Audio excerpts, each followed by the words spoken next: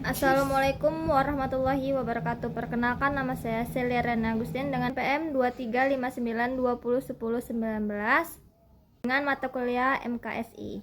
Di sini saya akan menjelaskan sedikit apa itu pengenalan serangan siber.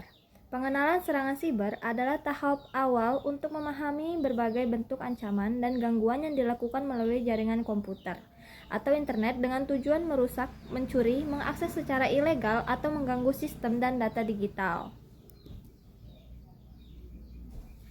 Jenis-jenis serangan siber. Yang pertama adalah malware. Singkatan dari malicious software adalah sebuah istilah untuk menggambarkan semua jenis perangkat lunak berbahaya yang sengaja dirancang untuk mengganggu, merusak, menyusup, dan mendapatkan akses tidak sah ke sistem komputer, jaringan, atau data pengguna tanpa sepengetahuan atau izin mereka. Jenis-jenis malware yaitu virus menempel pada file dan menyebar saat file dijalankan. Ada worm menyebar otomatis melalui jaringan tanpa perlu campur tangan pengguna. Yang ketiga adalah Trojan horse, tersembunyi dalam program yang terlihat sah. Saat dijalankan, Trojan memiliki akses kepada penyerang. Yang keempat adalah spyware, melacak aktivitas pengguna seperti ketikan dan login atau kebiasaan browsing. Yang kelima adalah adware, menampilkan iklan yang mengganggu, kadang disertai spyware. Yang kedua adalah phishing. Phishing adalah upaya penipuan siber yang dilakukan dengan menyamar sebagai entitas atau individu yang terpercaya dengan tujuan untuk menipu korban agar memberikan informasi sensitif seperti username, password, data kartu kredit, atau informasi pribadi lainnya. Karakteristiknya yaitu email palsu dengan tampilan resmi, tautan menuju website palsu, permintaan verifikasi akun yang mendesak, advanced version, spear phishing, ditargetkan pada individu tertentu dengan data personal atau lebih meyakinkan. Yang ketiga adalah ransomware. Adalah jenis malware, perangkat lunak berbahaya yang dirancang untuk mengunci atau mengenkripsi data korban sehingga korban tidak dapat mengakses file atau sistem mereka kecuali mereka membayar tebusan kepada pelaku. Yang keempat adalah DDoS atau disebut Distributed Denial of Service.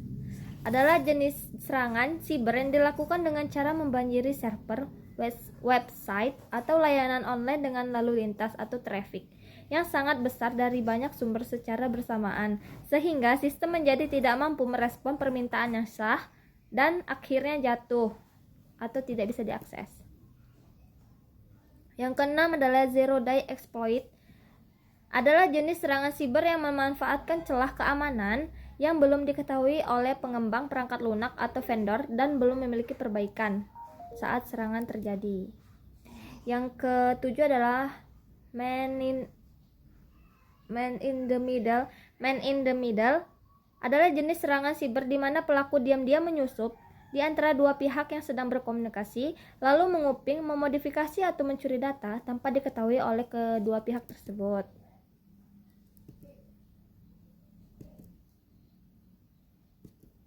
Motivasi pelaku serangan siber yaitu keuntungan finansial. Yang pertama, motivasi pelaku serangan siber yang pertama adalah keuntungan finansialnya. Ini adalah motivasi paling umum. Pelaku ingin mendapatkan uang melalui penjualan data curian, pemerasan melalui ransomware, terjadi transaksi ilegal menggunakan data kartu kredit.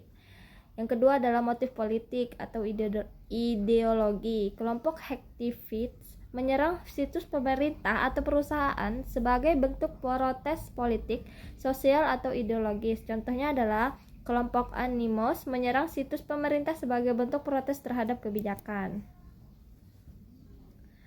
Yang ketiga adalah balas dendam atau sabotase internal. Karyawan yang kecewa atau mantan karyawan bisa membocorkan data atau merusak sistem perusahaan dari dalam. Yang keempat adalah tantangan pribadi atau uji kemampuan. Beberapa individu, khususnya pemula atau remaja, melakukan peretasan hanya untuk kesenangan atau membuktikan kemampuan mereka. Yang kelima adalah spionase. Pelaku dapat disponsori negara atau organisasi tertentu untuk mencuri rahasia industri, militer, atau politik. Contohnya adalah serangan siber terhadap perusahaan teknologi atau mencuri desain chip atau software.